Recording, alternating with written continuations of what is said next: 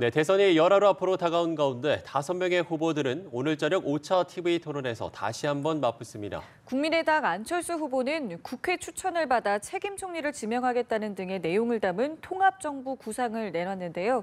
국회 취재기자 연결하겠습니다. 이승국 기자. 네, 5명의 대선 후보들은 오늘 저녁 8시 선관위 주관 2차 토론회에서 다시 맞붙습니다. 5번째 격돌인 오늘 토론회에서 후보들은 2시간 동안 서로의 경제 정책과 공약을 치열하게 검증할 예정입니다. 여론조사 공표 금지 기간을 앞두고 토론회 결과가 여론조사에 반영될 수 있는 사실상 마지막 토론회인 만큼 후보들은 대부분 오전 일정만을 소화한 뒤 준비에 집중하고 있는데요. 먼저 더불어민주당 문재인 후보는 오늘 공개 일정을 잡지 않았습니다. 자신의 핵심 공약인 일자리 창출 구상 등을 가다듬으며 토론 준비에 전념하고 있는 것으로 전해졌습니다. 국민의당 안철수 후보는 이른바 통합정부 로드맵을 공개했습니다. 국회가 추천하는 책임 총리를 지명하고 책임 총리가 추천하는 책임 장관이 내각을 운영하는 개혁 공동정부를 꾸리겠다고 말했습니다.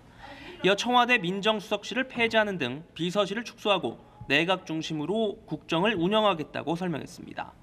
어젯밤 회동한 김종인 전 민주당 대표에게는 개혁 공동정부 준비위원회를 맡아달라고 부탁했다고 밝혔습니다. 자유한국당 홍준표 후보는 한국교회연합회관을 찾은 데 이어 한국교총연합회에서 교육정책 간담회에 참석했습니다. 홍 후보는 간담회 뒤 취재진과 만나 집권할 경우 국무총리에는 충청 인사 1분과 영남 인사 1분을 검토하고 있다고 말했습니다. 저녁에는 서울 마포에 있는 박정희 대통령 기념도서관을 방문해 보수 결집 행보를 이어갑니다. 바른정당 유승민 후보는 서울 서초구의 한 아파트에서 경비원들과 간담회를 갖고 4대 보험 보장 등 처우 개선을 위한 대책 마련을 약속했습니다. 정의당 심상정 후보는 마크 네퍼 주한미 대사 대리를 만나 전격적인 사드 배치에 대한 해명을 요구했습니다.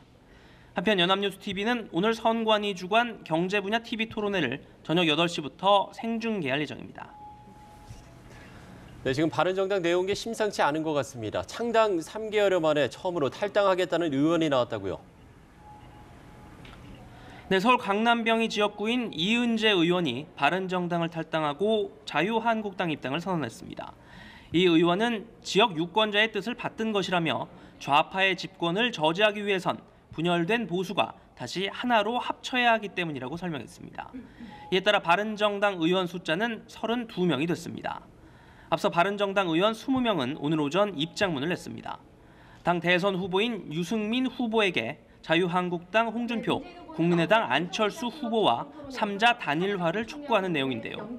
하지만 유승민 후보는 앞서 오전 한 라디오 방송에 출연해 대선 후보를 뽑아놓고 자기 당 후보를 어디에 팔아넘기려 하는 것은 옳지 않다고 생각한다며 독자 완주 의지를 거듭 강조했습니다. 지금까지 국회에서 전해드렸습니다.